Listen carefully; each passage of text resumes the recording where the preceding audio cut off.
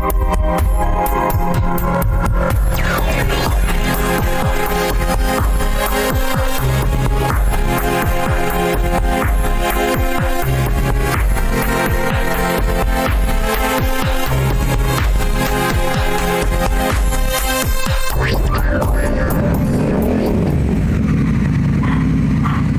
mga kaibigan.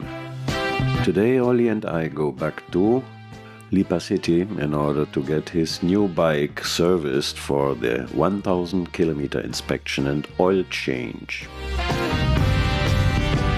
We set out early in the morning. It was still somewhat cloudy and you see the pedals on the street. But luckily it stayed dry, and here the streets are already dried up and we are approaching Ali Tak Tak and Cuenca. Sunshine.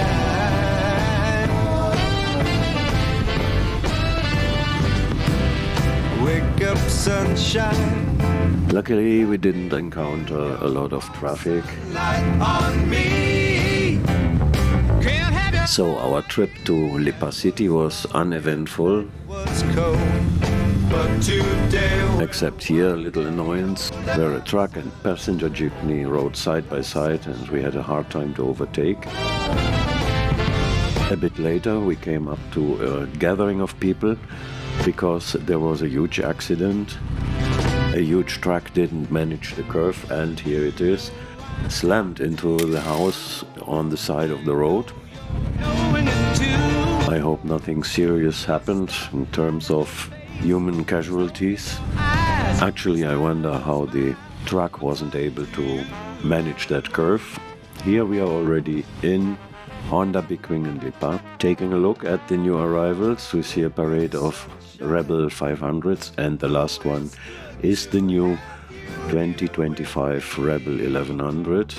Easily to distinguish because of its rectangle TFT display.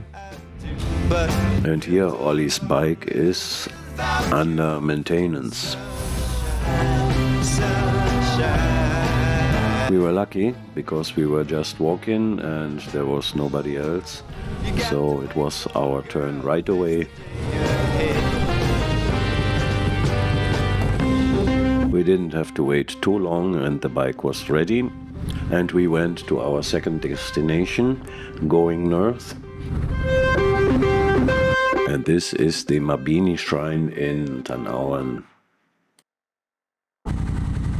Here we arrive at the site, a huge park.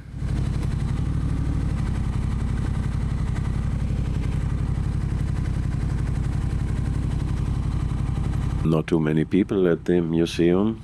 If we take the cars on the parking place as a reference,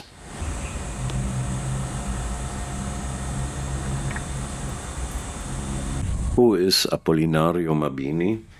He was born on July 23, 1864, and he is considered by the Filipinos as a Filipino revolutionary leader, educator, lawyer, and statesman who served first as a legal and constitutional advisor to the revolutionary government, and then as the first Prime Minister of the Philippines upon the establishment of the First Philippine Republic.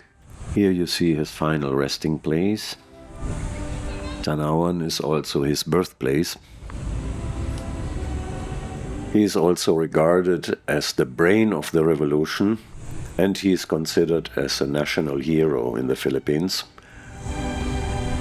This is amazing since Mabini performed all his revolutionary and governmental activities despite having lost the use of both his legs to polio.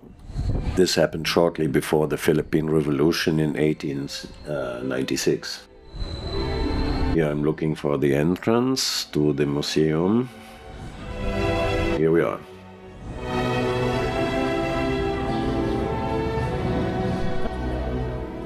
The entrance is free, but donations are highly welcome. Inside the museum are precious historical jewels that were all part of Mabini's life. Several paintings and photos of Mabini decorate the walls of the museum. Inside another room, the library, were books and other documents by and about him.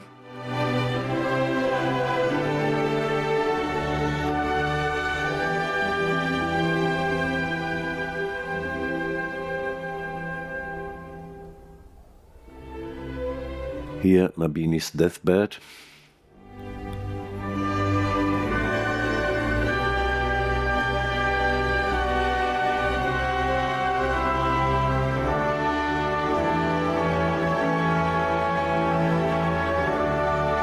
The last picture here shows Andres Bonifacio, another national hero of the Philippines.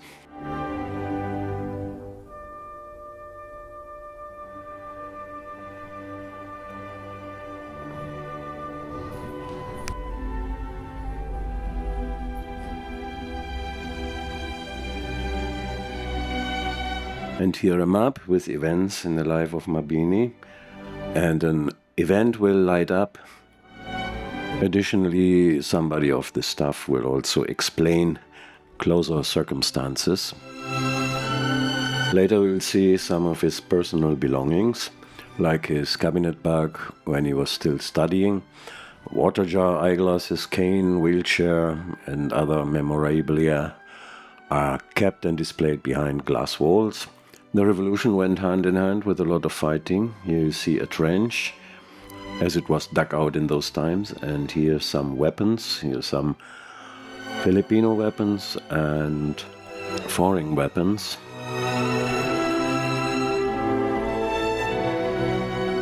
Here an old cannon.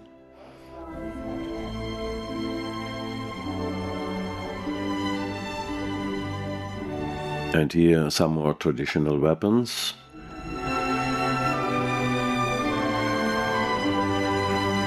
And on the left, a hand cannon, which doesn't seem to be a traditional Filipino weapon.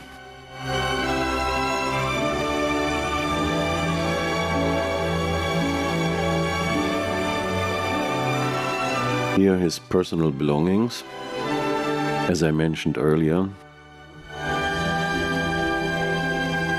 Mabini died of cholera at his home on the 13th of May, 1903. He was only 38 years old, and he was laid to rest at the Manila Chinese Cemetery. And his remains were transferred to the present place in Tanauan on July 23, 1956, his 92nd birthday. From Tanauan we went to our favorite Lomi house, which I already described in a previous video, and had another good Lomi.